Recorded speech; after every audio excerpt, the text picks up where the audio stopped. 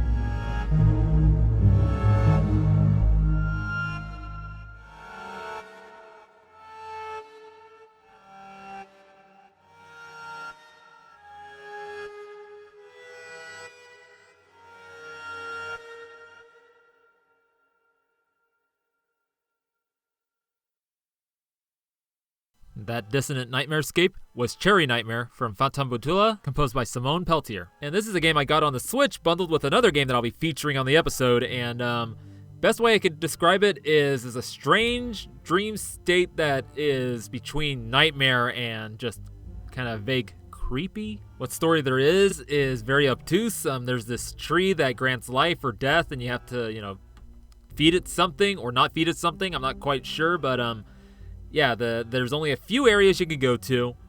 There's like multiple endings you could get to it for it, depending on what you give the tree. And there are others that you can interact with in this area, this realm, whatever it is. The most normal one is this weird cat-fox thing. The others are just very bizarre. The one that shows up in the area when this music is playing, which is this kind of weird like bamboo forest area, and then there's like this little fisherman's hut in the middle of a lake or a pond. And after doing some certain things, you activate this nightmare version of it, where everything is just like kind of like copied images of the area around. So like as you're walking, it's just kind of replicating what you're looking at ahead of you, and it's very disorienting. And amongst the things that show up in this place is this strange, elongated, egg-headed looking fella with long arms and long fingers, and he's just looking at you with his wide eyes and his teeth just showing. He doesn't hurt you or anything. He's just very strange looking, and this music playing the entire time is, definitely, puts you in a certain state. I should explain what this game looks like. It's like a lost PS1 game, low poly textures, minimal backgrounds and areas you explore in. It's very reminiscent of LSD Dream Simulator. And when I was first playing this game, it was at night, everything was dark, and yeah, it's pretty unsettling. I mean, at the beginning of the game, there's this thing that approaches you. It's like this, all I could explain it like a biblically accurate angel type thing, and it gives you a couple of vials, and it tells you, hey, this tree right here, feed it, or don't, see what happens. I don't care, and then it just gets out of there.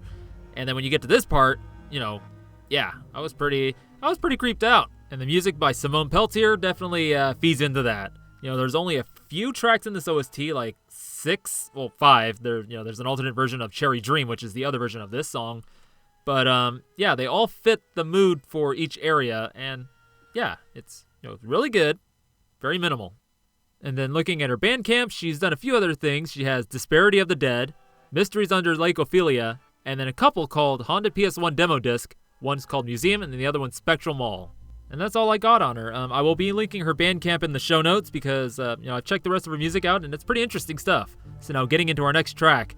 This is coming from a game that I am really excited for when it comes out. It's going to be coming out, actually, today as this episode releases. At least for consoles, being what I have at the Switch. And so what we have here is Forest Mystery Investigation from World of Horror, composed by Joseph Bailey, a.k.a. Questa.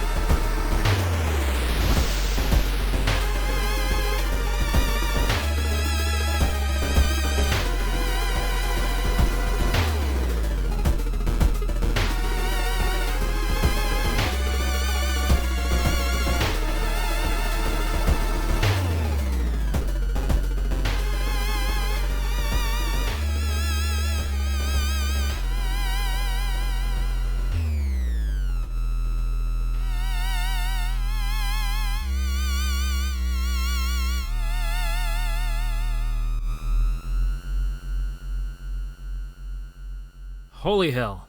That was Forest Mystery Investigation from World of Horror, composed by Joseph Bailey, aka Questa. And yeah, damn, this track here is, it's something else. It's all over the place. It's got like that mix of just eerie, like atmospheric creepiness, mixed with that action that goes in there, and then just blends that magically together. And yeah, this game, like I said, I'm looking forward to it. It's a combination of things I normally don't lean towards, horror and roguelike or light. But it's just the combination of everything. The visuals, which is like this monochromatic 1-bit graphics. The story, which is based on Junji Ito and H.P. Lovecraft. And then the music, of course, done both by Questa or Joseph Bailey, as well as Sebastian Zabowski or Arc of Dream. And it's all just kind of pulled me in. Now, I have to clarify that there has been a playable demo of this game out since 2019 and, having things added onto it throughout the years. But the actual official 1.0 release, which is the complete game, is coming out, or it's been released on Steam earlier this month, and it's coming out on consoles today, the 26th. And I'm probably going to be getting this on the Switch because, as easy it would be having on Steam and having the availability of modding the game, because yes, there's already a modding community of people having like their own scenarios, new enemies, music, all that for this game, already. It's just the convenience of having it on that little handheld console, or, relatively little compared to everything else. But damn it, if I'm looking at all these mods and I'm seeing like, I gotta do it, I might just get the Steam version. A little side tangent here is that, I've been playing Bomb Rush Cyberpunk on Switch, though I've been seeing people actually modding the Steam version. One person I've been following, Beetlejuice, has been creating models of No More Heroes characters. He's already got multiple versions of Travis Touchdown. He's got Shinobu done. He's working on, Glastonbury, and it's looking real good. Adding all the sounds and stuff and being able to add No More Heroes music to it, and I'm starting to, feeling the urge to buy the Steam version to be able to actually put those mods in there and play as, the ridiculous otaku warrior that is Travis Touchdown, as well as many other things such as Fat Man from Metal Gear Solid 2, Red from Pokemon. I mean, there's so many cool mods going on with that game, and like wall planting, being able to actually do tricks, go up to a building, plant on it, and jump off of it. It's getting crazy. But I digress. Getting back to World of Horror, a quick synopsis of the story is that it takes place in the year 1990X. It takes place in a fictitious version of Shiokawa, Japan, where you, as the player, must do a bunch of investigations, fight otherworldly creatures, doing all of this to prevent a looming apocalypse brought on by the old gods, though which one it is, I think, depends on your playthrough. And this game has a very interesting mix of gameplay elements. It's like an adventure game, like the Japanese style, where you have a single window that shows events or stills. You have all your menu stuff going on, and then you have combats, which are turn-based, like RPG turn-based style, and then you have roguelite, which is where, each scenario is slightly different each time you play through it. Yeah, but for me, the main draw is, of course, the visuals, which is, even though it's a 1-bit monochromatic, just the style, like the detail and everything is just really just interesting and amazing, especially on this stuff that is leaning towards the cosmic horror and Junji Ito stuff. One cool detail is that your character, as you're playing through, changes like how they look in their status screen, and just they start off looking normal, and then they start taking damage, maybe get some blood on them, some scars, some disfigurements, and just this really cool aesthetic that's going on. And of course, the music helps with this just so much. Just from what I've listened to so far, it's just sounds amazing, and I'm really excited to hear it in action in the game. So, hearing this music, it definitely sounds like NES because of that triangle bass going on there, and then just the square waves and everything. And initially, when I heard it, I thought maybe it was VRC6, and then when the beat kicks in, I thought it was N163, made with FamiTracker or one of its variants. So I reached out to Questa to ask if this was the case, and they answered that they made this in FL Studio using a combination of Magical 8-Bit plugin and Native Instruments Massive, and that they didn't have any particular chip in mind or limitations therein. So that's cool to know, and it's really impressive that he was able to get this big sound out of basically just square waves, and then of course that triangle wave for that really nice deep bass. So now talking about Questa, real name Joseph Bailey, all I really have to go off of is their Bandcamp, and the latest project they have worked on is World of Horror, and the other ones are No Mercy, Devil Engine, and Blueprint Steel Assault. And these others are very shmup-like in the way how they sound. Fast-paced, heavy on the synths and guitar, just like really cool rockin' stuff. And I'll be linking their Bandcamp in the show notes. Check their music out. It's some really good stuff. And, definitely check out some trailers for this game if you're not sure about it, because they're amazing. It may just sell it to you. Oh, and actually, one last cool thing to note about this game is that it was developed by one person, that being Paweł Kazminski, working under the name Punchtash, and he made all the pixel art in this game with MS Paint. Really neat stuff there, huh? Okay, so we're gonna bring the energy down to a much more eerie space here. We're gonna get a track that's coming from a game that was actually bundled with Fatumbutula. So what I got here is Urban Dreamscape, Apartments theme from Paratopic, composed by Lazzy Brown, aka Bo Chaotica.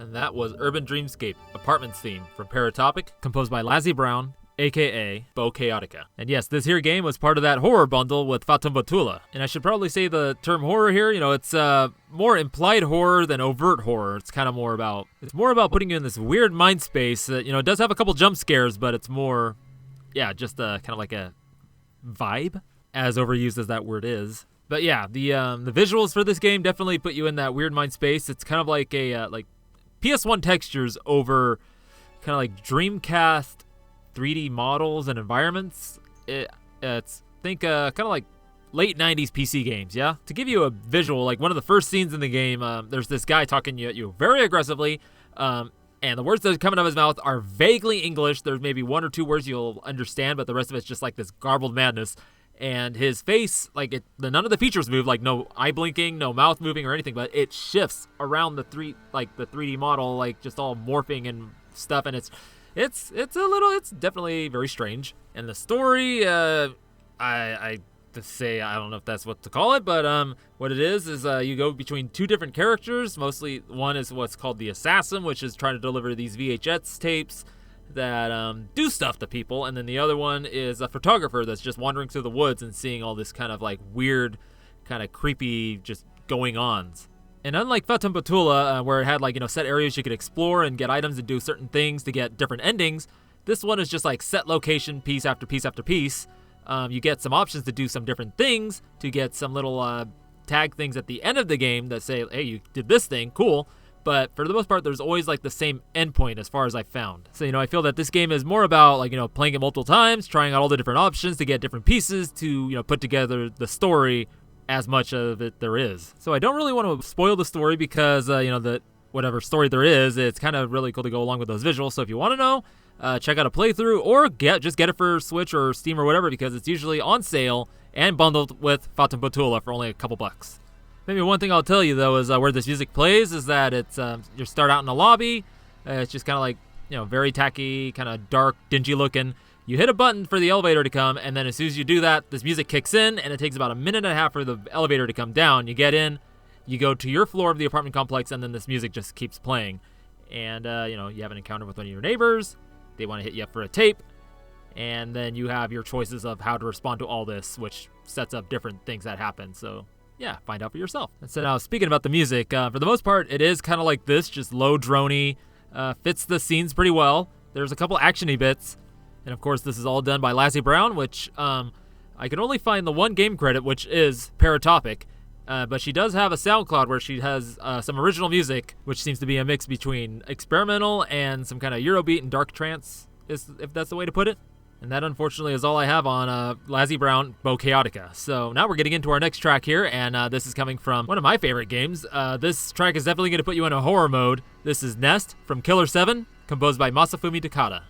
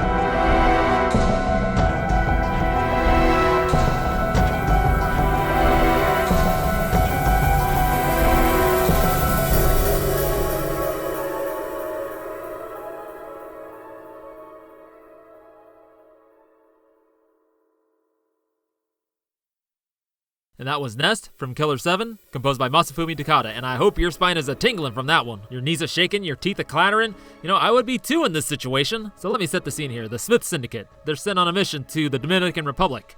So they're going through this whitewashed city, exploring windmills and getting lost in a giant maze, and then they come upon a church. They go inside, and it's, things look normal until you actually get to the center of the church, where this chamber is just taken over by what's called a duplicator smile. You know, these have been encountered before in previous scenarios, but then this one is different. This one is just growing all over the place. So instead of having one critical spot, it has multiple.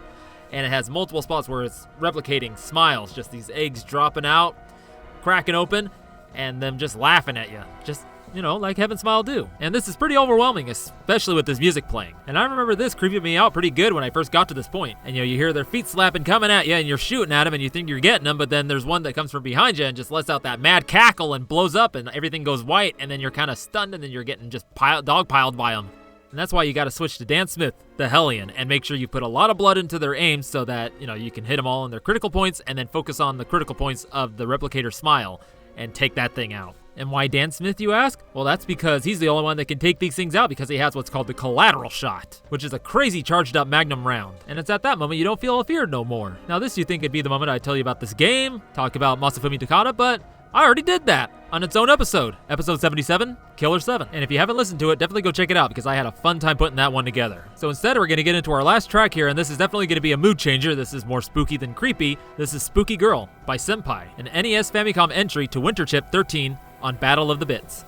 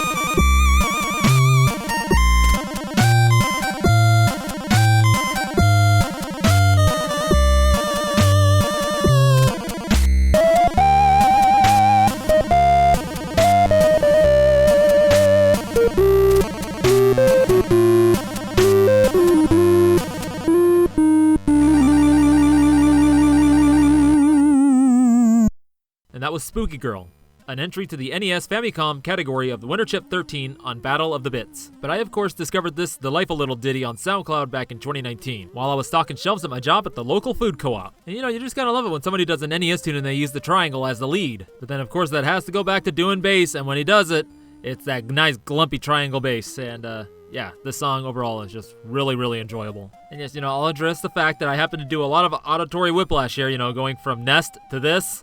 Whew, that's gotta be a big switcheroo for you, huh? You know, after listening to all these Creeptastic tracks, I figure, you know, it'd be really good to kind of give you a nice little uplift. You know, something that gets you in the real spirit of Halloween, which is about having spooky fun. You know, it doesn't have to all be about psychological, gory, cosmic horror, you know? So now to get more into the song, you know, I absolutely love it. It's just really fun. You know, kind of has like that spooky skeletons dancing in a graveyard kind of tune, and then it kind of goes into this really kind of like jazzy number right here. It's like, what?